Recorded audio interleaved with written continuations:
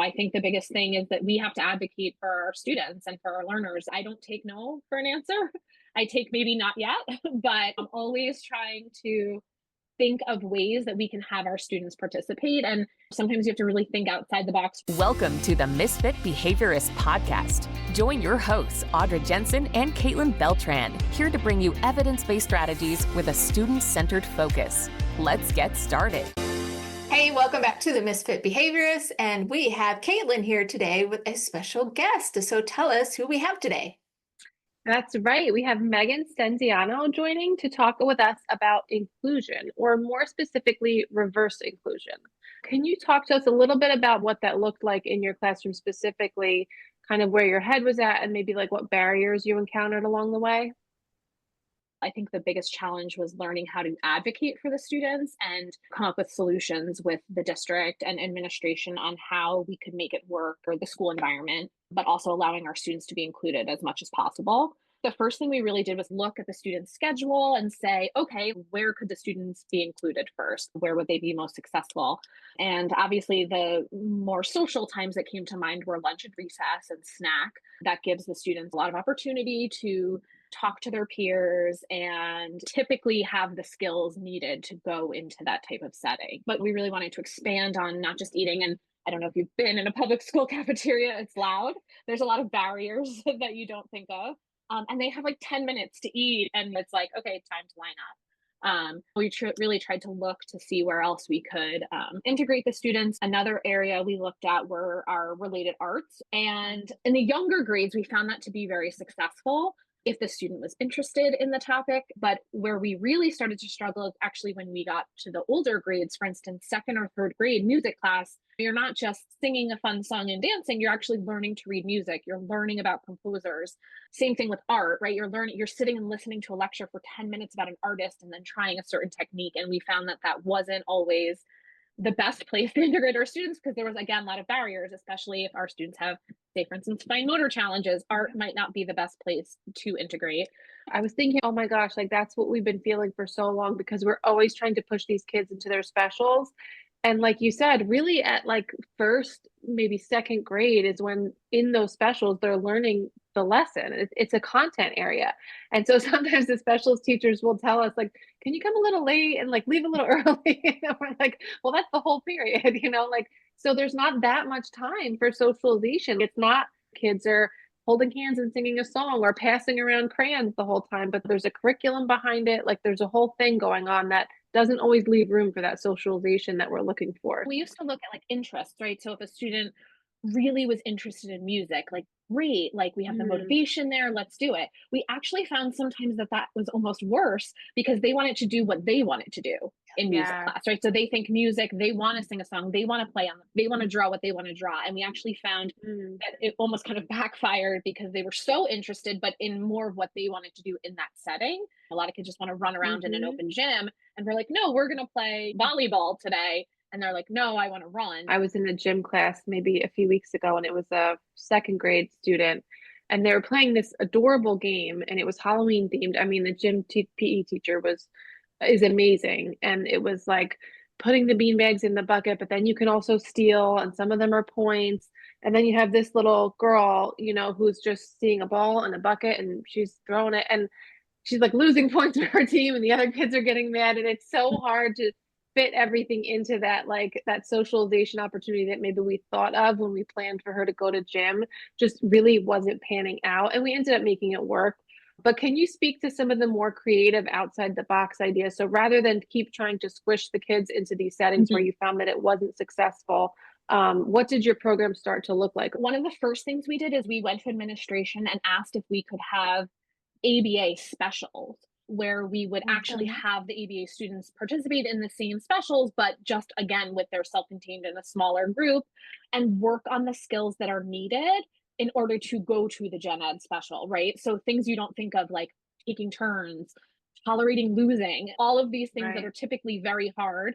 And if you're in a gen ed class and this happens, you engage in a challenging behavior, what happens? You leave the class, right? So you're not getting the teaching opportunities needed. So Right. that's why we focused on in the ABA setting. Although the art teacher might be teaching the art lesson, our focus is Can you sit at the carpet and listen to the lesson? Can you transition back to the table?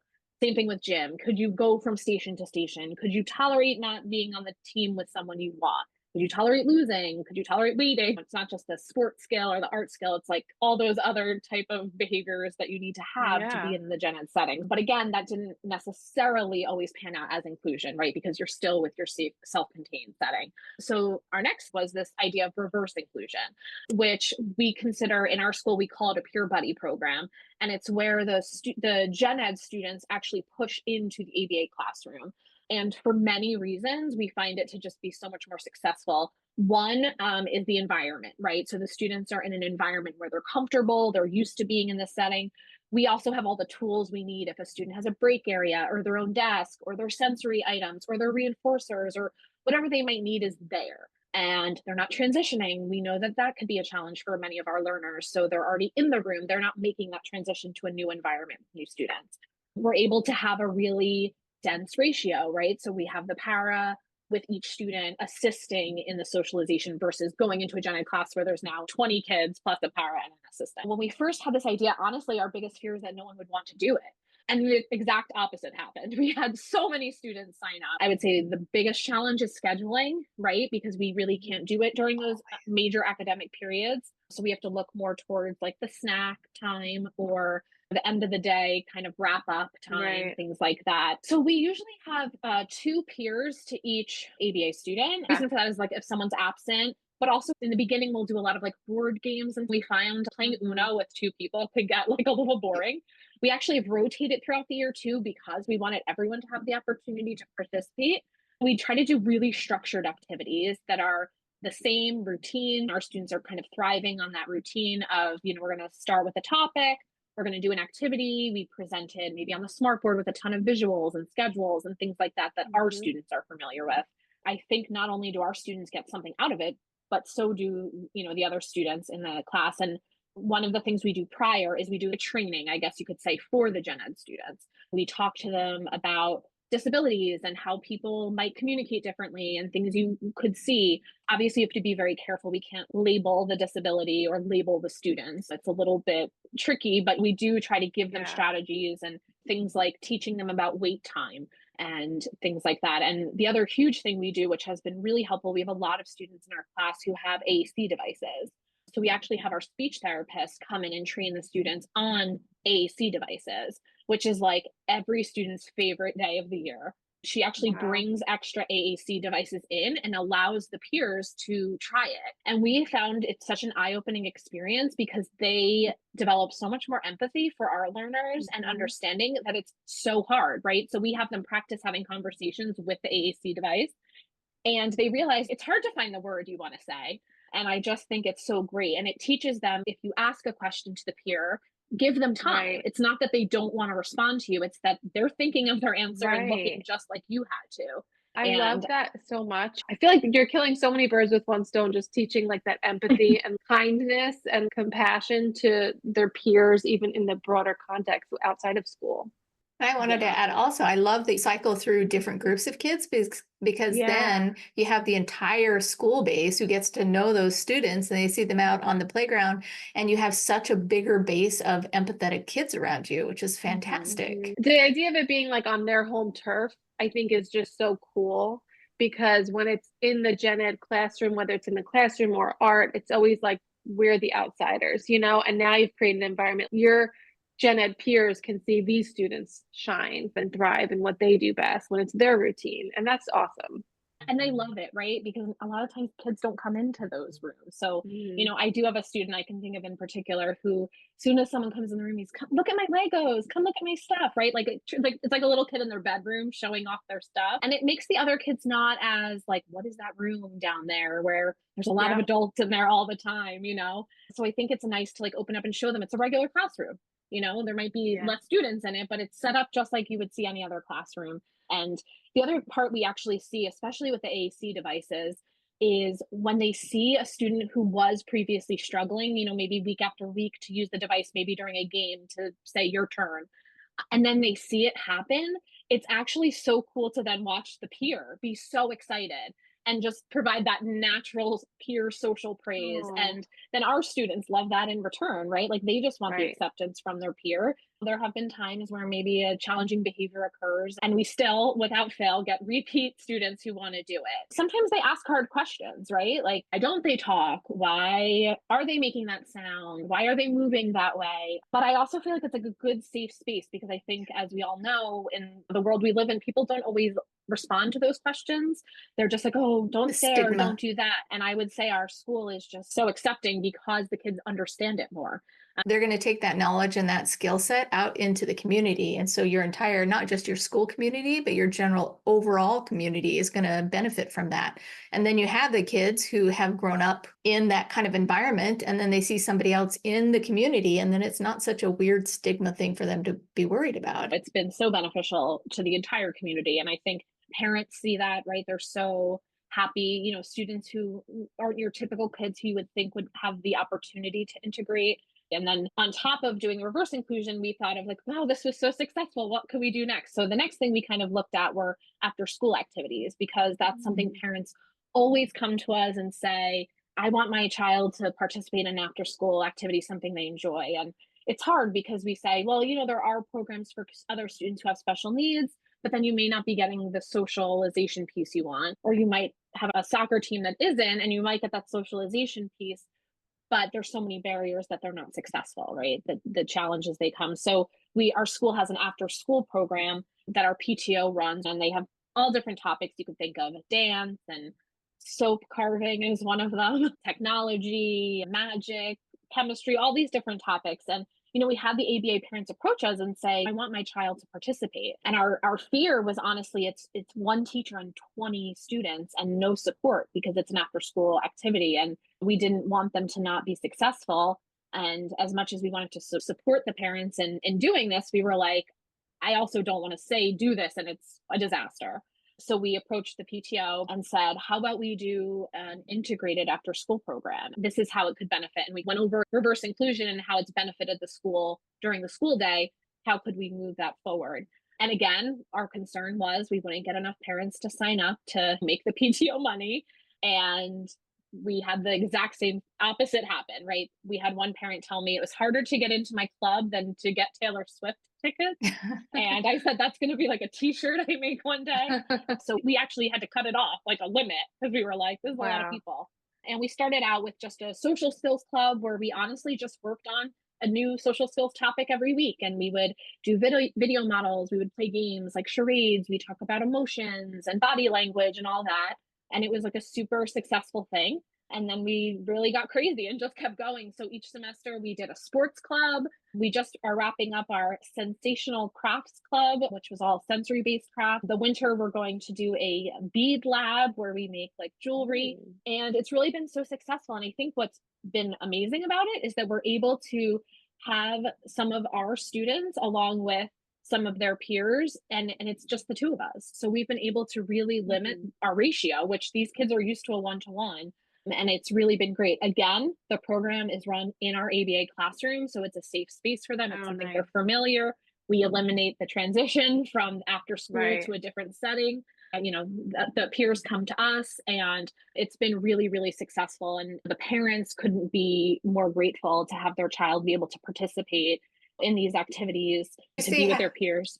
Did you say how it was funded? It's through our parent teacher organization. However, parents pay, which parents pay for if they sign up for any of the after school programs. So it's kind of like a set fee, and then we get a certain cut. We try to pick topics we know our learners would tend to have more motivation to stay on track. Obviously, it's a little looser than school, right? We're not running normal behavior plans, but we know the students. So when they need a break, we know what type of reinforcement they need. And we are actually very lucky too. We have had people volunteer to help us. So like we have a student who with an AAC device, and he's new to it. So he needs a lot of modeling and assistance. And so our speech therapist has volunteered her time. Our occupational therapist has volunteered her time. We have BCBA students working towards their hours, volunteer their time. And, even the parents are like, bring back just the social skills. And these are like, the typical peers that the parents like, everyone needs. I think so many of those little things that you mentioned, and I'm sure this could fit in a bunch of different districts in a bunch of different ways. And a lot of the logistical things like the funding and things, I'm not sure it would fit everywhere, but so many of the little things you talked about would eliminate so many of the barriers right off the bat. Like just the idea of like having it be in their classroom. Those are the tiny little things that you don't think about when you have a student with autism going from a self-contained to try to do an art club for the first time with a para who's unfamiliar. Like if you can eliminate 2 out of 3 of those barriers, I feel like you're so much likely to meet with success. Not so much in the after school program, but when you're doing this reverse inclusion, talk to us about what kind of data are you taking to make sure that things are not just on your target student skills, but to make sure the program's succeeding and things like that. Obviously, since it's happening during the day, we're continuing to collect any target behavior data that we typically collect. And sometimes we will separate out reverse inclusion time versus other periods of the day to kind of look at the data patterns and see if we do notice more challenges in certain areas. Obviously, if there is a target behavior you could be working on at that time, especially because it's more natural, right? A lot of those behaviors like greeting others, turn taking, making eye contact, initiating conversations, a lot of times those are hard in a self-contained setting, right? They're very contrived. And it's like, what's your name? It's like, I know your name. I've been your teacher for 3 years, right? Responding to a peer. Sometimes we don't have peers in the classroom that we could actually work on that skill with, or especially if it's something that you might have to maybe take multiple trials. You want to run it a few times. Play-based programs, we try to do it just more in that natural environment. And we do have really great peers who we could even kind of say, hey, this student is working on this skill. Could you help me out? Could you ask this question? Could you give them this much wait time? Could you prompt them? And they love it. They feel like they're being like a teacher's end. We are able to get so much of those types of programs done in that time where it's just more natural for them.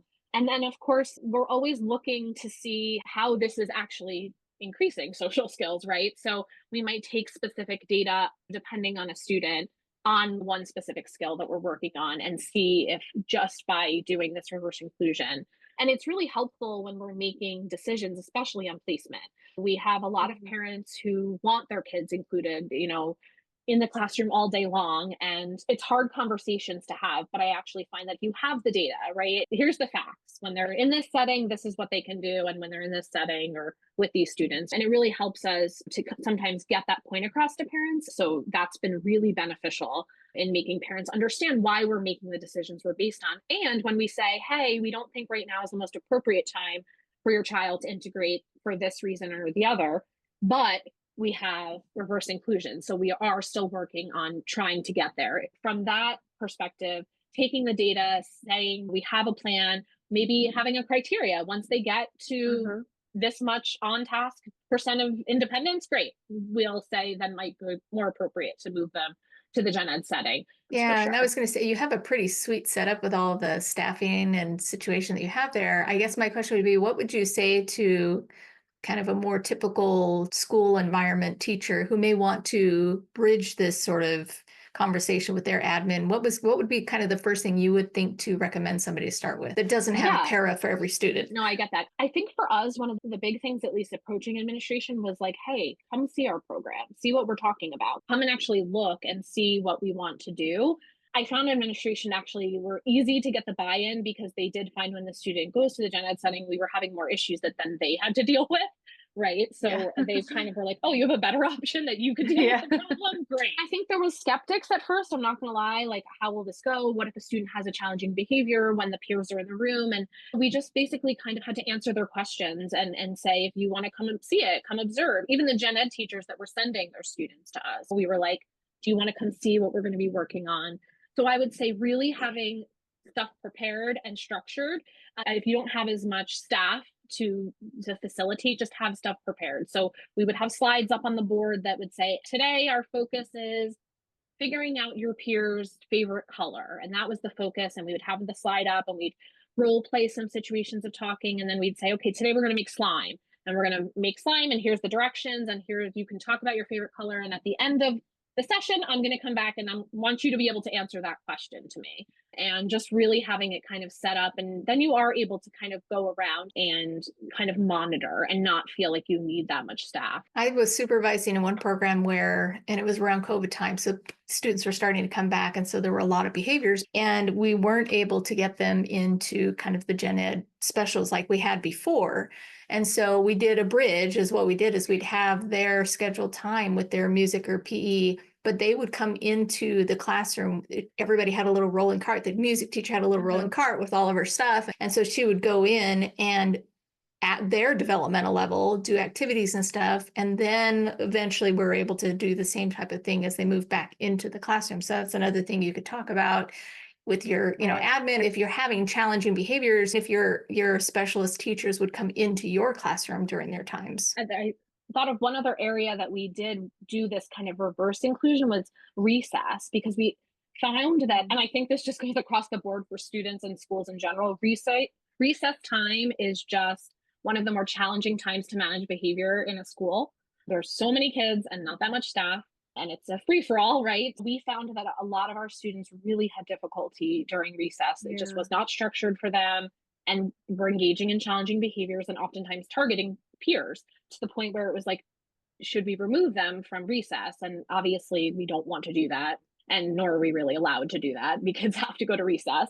And so something we started doing recently with some of our students who just going to recess is way too challenging for them is doing a reverse inclusion, where they go to recess and we have one student come to the playground with them to get that time. And hopefully we will build upon it once they can learn those self-control things that they need to have. I'm thinking of a student in particular who often targets peers, and it's because they want to play and socialize, they just don't have the skills yet.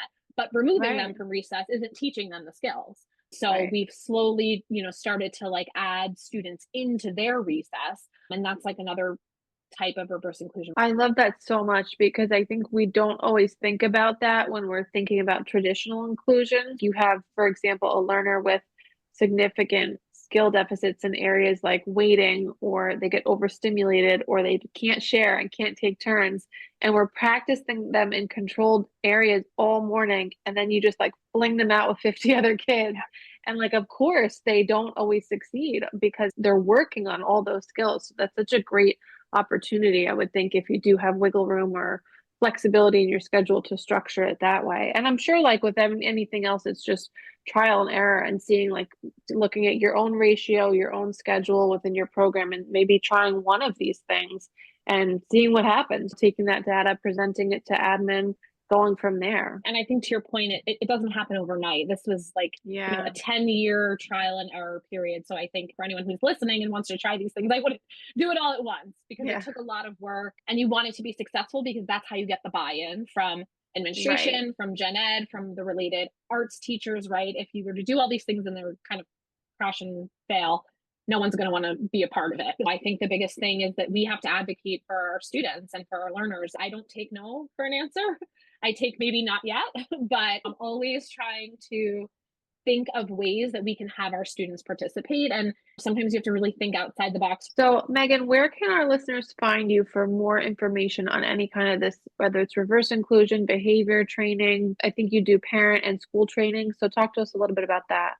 So myself and my colleague, Jen Strakwadani, during COVID, when all things started, we started our own company called Moms Managing Behavior. And it was kind of our way to give strategies to parents and school districts virtually.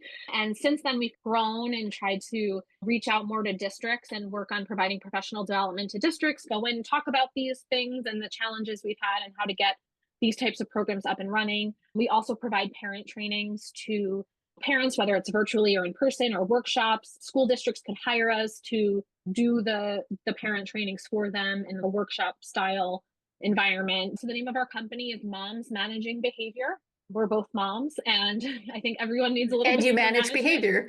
Our website is momsmanagingbehavior.com, and you can find us on Instagram or Facebook at Moms Managing Behavior. That's amazing. Awesome. We will put all your information in the show notes. Thank you so much. fantastic what you're doing, and I'm sure all the kids thank you, and all the parents thank you, and your whole community thanks you because you're making a difference not just in your school but in your whole community. Thanks for listening to the Misfit Behaviorists, and be sure to tune in next week for more tips and tricks. Don't forget to subscribe so you don't miss an episode.